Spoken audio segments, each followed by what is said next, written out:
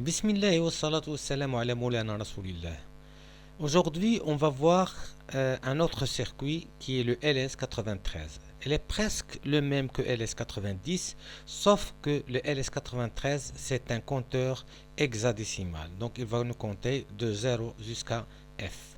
Sa structure interne, donc, elle est presque identique à la structure du 74 LS90, sauf ici, on a dans le premier étage, on a une bascule qui est un diviseur par 2 et le deuxième étage, on a un diviseur de fréquence par 8. Donc, un modulo 8 et un modulo 2, il faut faire une liaison interne, externe plutôt, parce qu'il n'y a pas de liaison interne qui lie le premier étage avec le deuxième étage. Comme nous l'avons expliqué, la première bascule, c'est un diviseur de fréquence par 2. Elle a une entrée d'horloge CP0 dans la pin numéro 14 et une sortie Q0 à la pin numéro 12. Au deuxième étage, elle est constituée d'un modulo 8, c'est-à-dire un diviseur de fréquence par 8. Elle est constituée par 3 bascules de sortie respectivement Q1, Q2, Q3 et une entrée d'horloge CP1. Donc, de même, il peut fonctionner en deux modes, donc mode BCD et en mode binaire. Si on veut que notre compteur compte en BCD, c'est très simple, c'est presque la même chose, c'est relier Q0 à CP1 et il va nous compter en BCD. Si on veut le faire en mode binaire, il suffit de connecter Q3 à la pin CP0 à la pin numéro 14 et faire entrer l'horloge à la pin numéro 1. Il va nous compter en BCD. La connexion diagramme, c'est presque la même chose. Donc, 1, c'est l'entrée d'horloge du deuxième étage. 2, c'est le master reset 1. 3, c'est le master reset 2.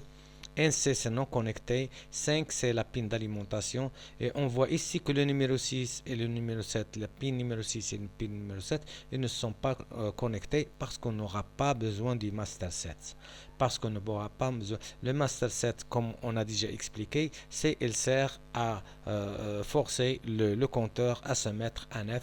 Ici, c'est un compteur hexadécimal, donc on ne pourra pas, on n'aura pas besoin de le mettre à 9.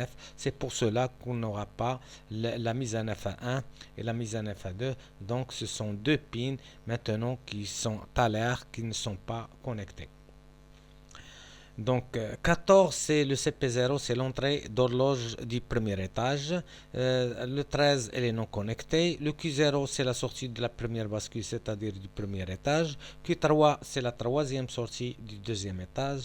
Le 10, c'est GND. Le 9, c'est la première sortie du deuxième étage. Et le 8, c'est la deuxième sortie du premier étage. Pour l'alimentation, c'est la même. VCC 5 volts, c'est pour la pin 5 et la pin numéro 10, c'est pour la masse. Voyons un petit peu comment ça se passe sur ISIS.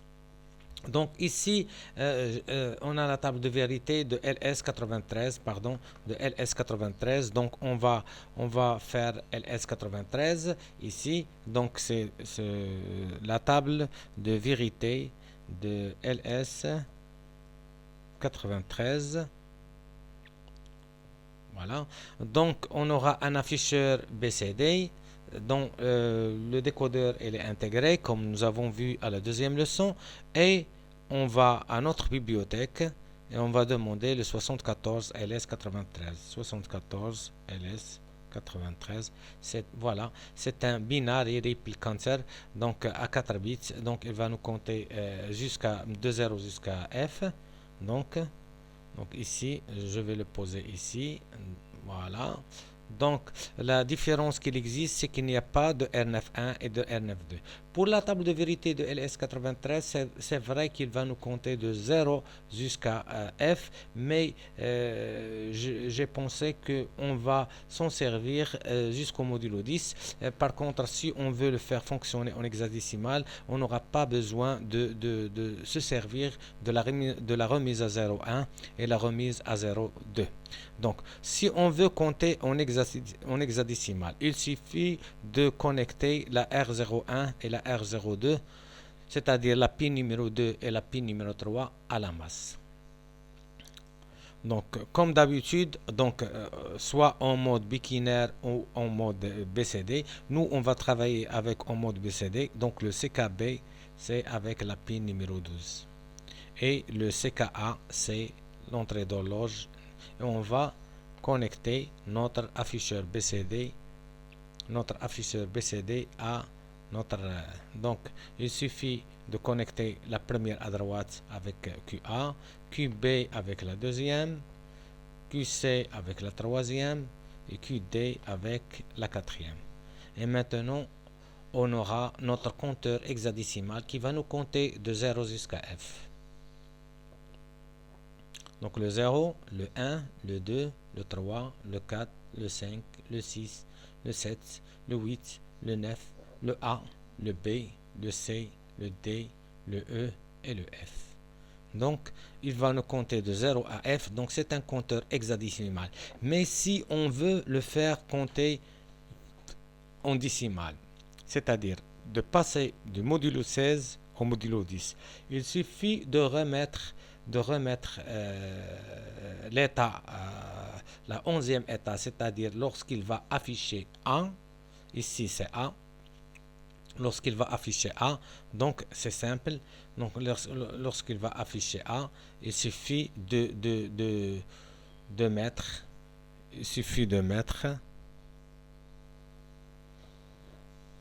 lorsqu'il va afficher A, il suffit de resetter la sortie Q3 et resetter la sortie Q1, c'est-à-dire forcer la sortie Q3 et la sortie Q1 pour avoir 4 0 et ainsi de suite. Donc il va recompter de 0 jusqu'à 9 et lorsqu'il va à A, il va rebasculer en 0 et ainsi de suite.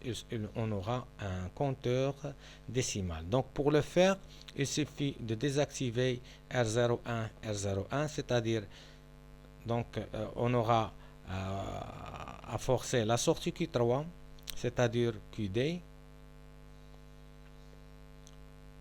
et la sortie QB.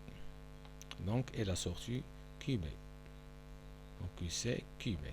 Donc, et on aura notre compteur décimal qui va nous compter de 0 jusqu'à 9. 1, 2, 3, 4, 5, 6, 7, 8, 9. Elle va rebasculer à 0.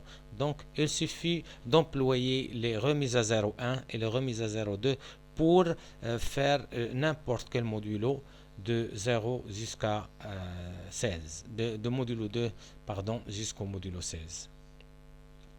Donc, je pense que le compteur LS93, elle est presque le même que le compteur 90 en structure interne, sauf pour le deuxième étage. Le deuxième étage, pour le LS93, c'est un diviseur par 8. Pour le LS90, c'est un diviseur par 5. Par contre, le LS92, c'est la même chose que le LS93. C'est un circuit qui est rare et très peu utilisé. Donc, le premier étage, il va être un diviseur par 2 et le deuxième étage, c'est un diviseur par 6. Si on veut lui aussi le fonctionner en modulo 10, il suffit de faire la même chose avec R01 et R02 pour rebasculer l'état A à 0. Et merci de votre attente.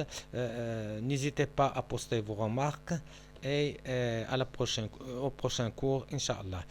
شكرا على متابعتكم ولا تنسونا بالدعاء وإذا كانت هناك ملاحظات فدونوها على صفحة تهانى إسباس فورماسيون وإلى اللقاء في حلقة قادمة إن شاء الله.